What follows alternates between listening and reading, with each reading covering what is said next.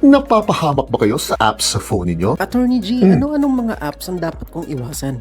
Bibigyan ko kayo ng tatlo. Ang una ay ang online lending apps or OLA dahil wala pa ako nakikilalang pumatol sa OLA at nasiyahan sa serbisyo nila. Bakit nga naman? Kakambal ng OLA ang matataas na hidden charges, interest at penalties nila. At kapag hindi nakabayad kayo at dahil binigyan nyo sila ng access sa phone ninyo, ipapahiya kayo sa lahat ng contacts ninyo. Pangalawa, online gambling apps o OGA. Kailangan ko pa bang ipaliwanag ito ng mahaba? Please lang, iwasan nyo ng sugal habang maaga pa, habang may ipon ka pa at buo pa ang iyong pamilya. At ang pangatlo, online gaming apps o OGMA. Linawin ko lang, ang paglalaro ng game sa telepono ay hindi naman nakakasama talaga. Nakakasama lang ito kapag inuubos na nito ang oras mo na hindi ka na nakakapagtrabaho o nakakapag-aral ng matino. Kaya nga ang lagi kong payo sa mga gamers dito, hiwalay ninyo ang gaming setup ninyo imbis na ihalo ninyo ito sa inyong telepono. Lagi nyo kasing bitbit ang telepono nyo, kaya mas maa-addict kayo sa laro kung may nakadownload kayong games dito. Makapangyarihan ng ating telepono dahil pwede nating ikayaman o ikasira ito. Kaya gamitin natin ito ng wasto.